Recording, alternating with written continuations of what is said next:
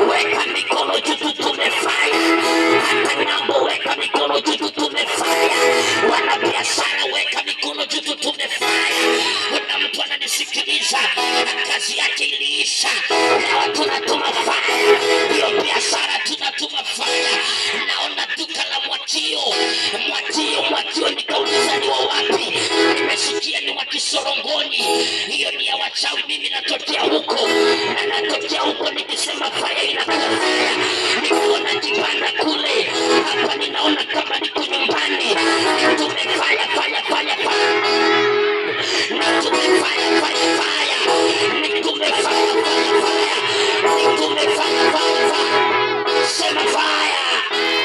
Sema fire. Nikituma fire itakuwa fire. Nikituma fire itakuwa fire. Eti nimepewa stima na mzee anaitwa Mwatio. Duka ni la Mwatio. Tena ni Kisorongoni. Nikikumbuka Kisorongoni, ninakumbuka niliwauzia kuni na makaa ili niweze kula chakula, ili niweze kusaidia mama yangu nikiwa standard 3, standard 4, standard 5. Ninatangaza leo kwa jina la Yesu, huyo Mungu aliyeniinua anatoa mtu chini, anaweka juu. Aliyenisaidia mama yangu akaniacha, mama yangu akanifukuza nyumbani, maana nilikuwa nimeokoka, lakini Yesu hakuniacha. Form 1 nikajipeleka, Form 2 nikaendelea, Form 3 naendelea kuuza makaa, lakini nahubiri Injili.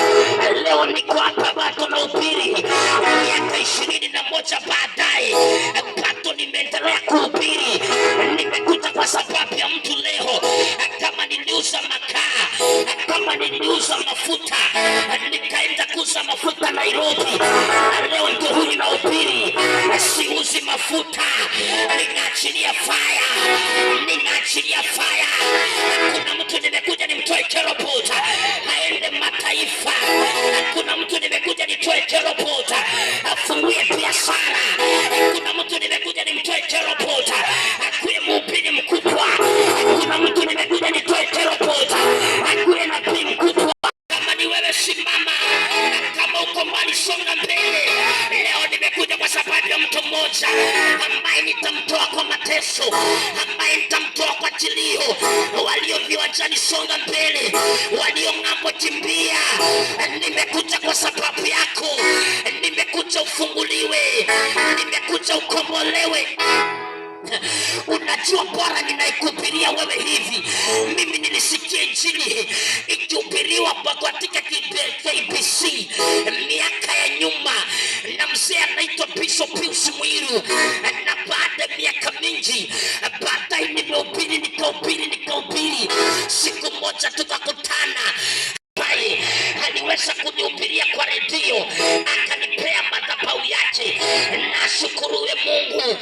2014 alikuwa hapa, nashukuruwe Mungu. 2026 niko hapa, na aliniambia ingia hapo, akaniambia nenda tu, neema iko, neema ya kufungua watu. Ni wewe nimetumwa kwako na Jehova. Bwana amenituma hapa, Bwana amenituma hapa. Neema. Ninaona watu ambao wanaenda kufunguliwa dakika 2-3 zinazokuja. Weka mikono yako juu. Ukifika kwenye uwanja weka mikono juu. Nimesimama kwa hii madhabahu niliyoleta